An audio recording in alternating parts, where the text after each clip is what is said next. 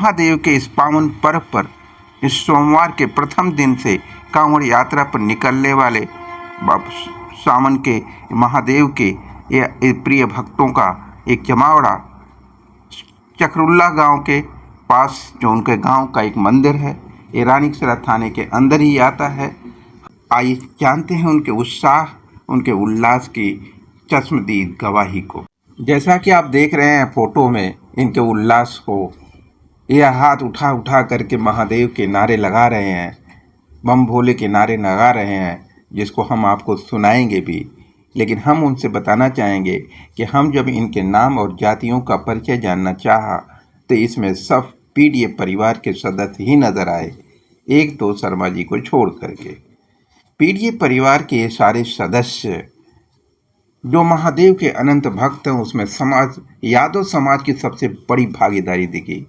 और यही कारण है कि महादेव की जब पावन पूजा शुरू होती है तो प्रथम पूजा का अधिकार यादवों को दिया जाता है, क्योंकि यादव ही उस भूमिका को अपनी पूरी जिम्मेदारी के साथ, पूरी तल्लीनता के साथ उसको निभाने का दायित्व लेता है।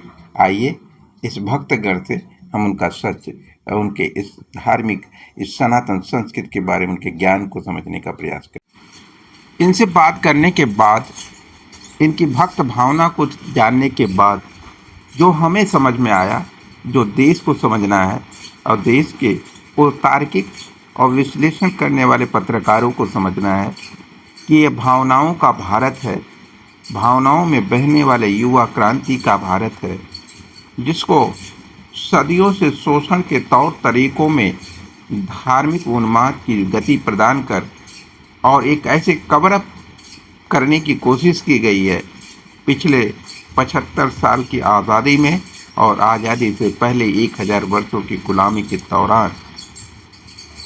उसकी अभिव्यक्ति का कारण और उसके प्रभाव को आप इनके छोटी सी परिचर्चा में और उसके एक दृश्य में आप देख सकते हैं।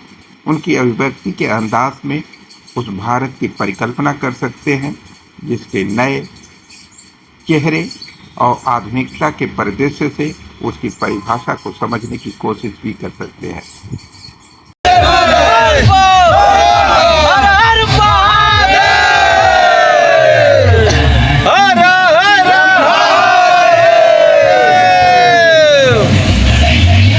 भैया बताएं थोड़ा सा, हमारी भारतीय सनातन संस्कृति की जो परंपरा है ये कितनी पुरानी और कहाँ से कैसे शुरू होती है, थोड़ा सा।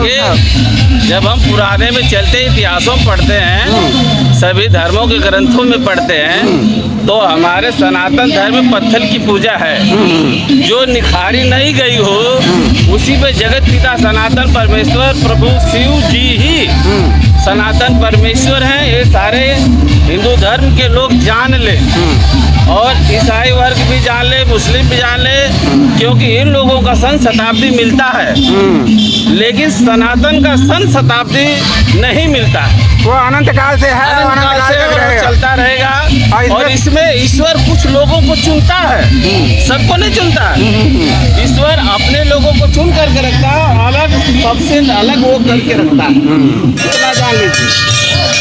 और आज के दिन ये सावन का महीना 12 महीने में सबसे पावन और पवित्र महीना है, जिसमें गर्मी के दिनों में भी लकड़ियाँ नहीं जलती है। मतलब गांव से चलेंगे और फिर क्या आगे यात्रा आपकी शुरू होने वाली है, कितने पड़ाव होंगे, फिर वहाँ से कहाँ पे जाके रुकेगी और फिर वहाँ से कल से इस बीच में और तो क्वेश्चन होंगे, मेरा उसका आंसर दीजिए।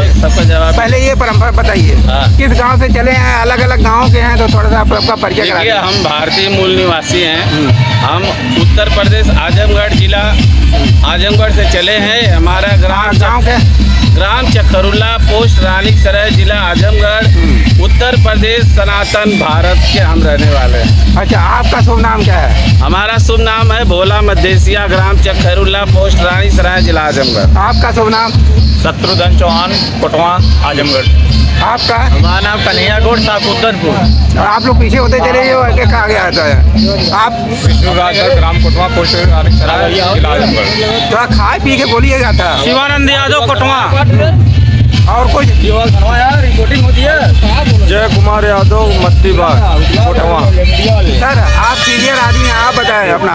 श्री राम गुप्ता चखरुल्ला गांव। चक्रुल्ला से ही है आप भैया? चखरुल्ला का नम्मा है आपका? होटेलाल छोटे लाल। आप? विजय शंकर गौड़, ग्राम बनावा, पोस्ट निशान, जिला आजमगढ़। आप? चंद्रभान यादव, ग्राम कोटवा, थाना रानीतरा, जिला आजमगढ़। आप? कोटवा आजमगढ़ जी। का नम्मा है? प्रकाश अच्छा, किस कास्ट से है? कोटवा अरे नमू जतिया का है? हरिजन बस्ती। अच्छा, हरिजन बस्ती। आप साहब? भूपेंद्र यादव, ग्राम सराय, कोई महारानी, पोस्ट जहांबाद, जिला भैया आपका अंदर यादव, ग्राम त्रिमोहानी, चंदाबाड़ी। जी। आपका भैया सुना? अर्जुन शर्मा, ग्राम बचगावा, पुष्पपुरा, जिला आजमगढ़। जी। आपका नाम? हमारा नाम अभिमन्यु यादव, हाँ। ग्राम साकुद्दनपुर, रिक्शा, आजमगढ़। अच्छा, और कोई बाकी रह गया है? हो गए सारे। अब आप थोड़ा सा अब महादेव का दर्शन तो कर लीजिए, जिस महादेव के आप आए हैं वहाँ पे थोड़ा सा आप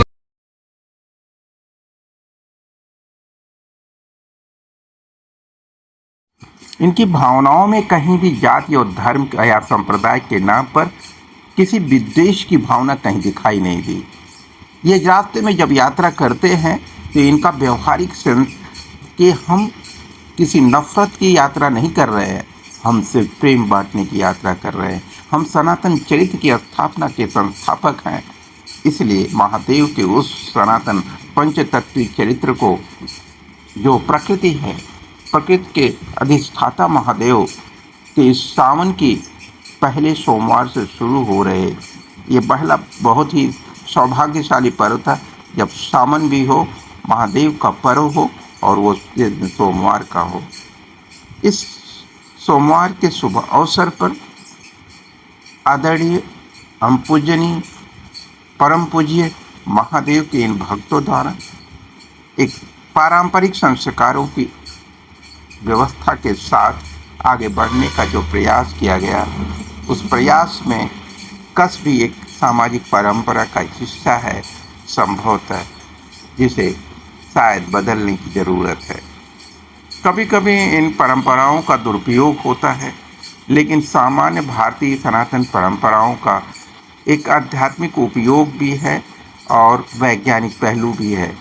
उन वैज्ञानिक पहलुओं को, उसके आध्यात्मिक उपयोग को व्यवहारिक ज़मीन पर समझने की कोशिश की जाए तो इसमें बुराई कुछ भी नहीं है।